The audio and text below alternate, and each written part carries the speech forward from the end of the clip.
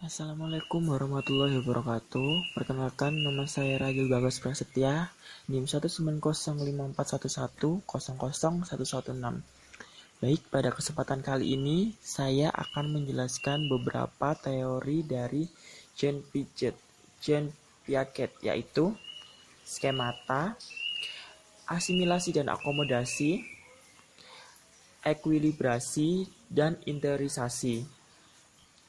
Saya akan menjelaskan pengertian masing-masing teori terlebih dahulu ya, nanti contohnya di belakang. Jadi pengertian skemata yaitu skema merupakan kemampuan dasar manusia untuk melakukan sekelompok perilaku. Setiap manusia mempunyai jutaan bahkan milionan skemata.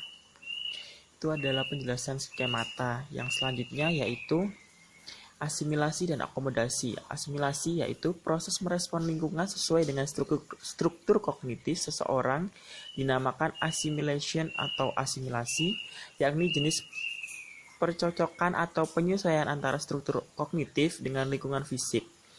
Asimilasi ini merupakan proses pengenalan. Selanjutnya yaitu akomodasi. Jika asimilasi adalah satu-satunya proses kognitif, maka tak akan ada perkembangan intelektual sebab organisme hanya akan mengasimilasikan pengalamannya ke dalam struktur kognitif. Namun, proses penting kedua menghasilkan mekanisme untuk perkembangan intellectual accommodation atau akomodasi. Proses memodifikasi struktur kognitif. Selanjutnya yaitu pengertian ekuilibrasi. Piaget berasumsi bahwa semua organisme punya tendensi bawaan untuk menciptakan hubungan harmonis antara dirinya dengan lingkungannya. Ekuilibrasi atau penyeimbangan adalah tendensi bawaan untuk mengorganisasikan pengalaman agar mendapatkan adaptasi yang maksimal. Ekuilibrasi secara sederhana didefinisikan sebagai dorongan terus-menerus ke arah keseimbangan atau equilibrium. Selanjutnya yaitu pengertian interiorisasi. Interiorisasi adalah penurunan ketergantungan pada lingkungan fisik dan meningkatnya penggunaan struktur kognitif. Pemecahan masalah untuk beberapa masalah. Baik, selanjutnya yaitu untuk contoh masing-masing teori. Contoh skema.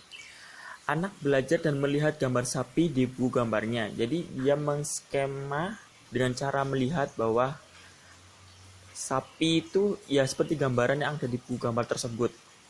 Lalu asimilasi. Ketika di kebun binatang, si anak melihat rusa, namun dia berkata itu sapi seperti dari proses skemata di buku bergambarnya tadi. Namun sang mama bilang itu bukan sapi namun rusa. Contoh akomodasi. Lalu ketika dia kembali melihat rusa, dia ingat akan skemata ketika di kebun binatang tadi bahwa mamanya menyebut itu adalah rusa, dan si anak melakukan akomodasi dan mengembangkan skema tentang rusa, anak rusa, mama rusa, dan ayah rusa. Contoh lain dari masing-masing teori saya jadikan satu, yaitu seorang anak tahu bagaimana cara memegang mainannya dan membawa mainan itu ke mulutnya. Dia dengan mudah membawakan skema ini. Lalu ketika dia bertemu dengan benda lain, katakanlah jam tangan ayahnya, dia dengan mudah dapat menerapkan skema ambil dan bawa ke mulut. Skema yang ada di pikiran si anak tadi terhadap benda lain tersebut. Peristiwa ini oleh Piaget disebut dengan asimilasi, yakni pengasimilasian objek baru kepada skema lain. Ketika anak tadi bertemu lagi dengan benda lain, misalnya sebuah bola, dia tetap akan menerapkan skema ambil dan bawa ke mulut. Tentu skema ini tidak akan berlangsung dengan baik karena bendanya sudah jauh berbeda. Oleh karena itu, skema pun harus menyesuaikan diri dengan objek yang baru. Peristiwa ini disebut dengan akomodasi, yakni pengakomodasian skema lama terhadap objek baru. Contoh equilibrium. Ketika posisi seorang anak dapat mengasimilasi dan mengakomodasi secara seimbang di antara keduanya, maka tercapailah suatu keadaan yang seimbang dan ideal, yaitu equilibrium. Seperti contoh tadi bahwa sang anak mampu mengakomodasi dan mengasimilasi skema yang dia lihat, yaitu ambil dan bawa ke mulut, seperti benda-benda lain atau benda lain seperti jam tangan ayahnya dan sebagainya.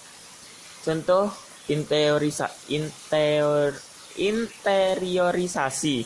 Misalnya, mereka mampu berpikir yang sebelumnya mereka tidak dapat memikirkannya, maka kelak mampu mengakumulasikan dari pengalaman-pengalamannya.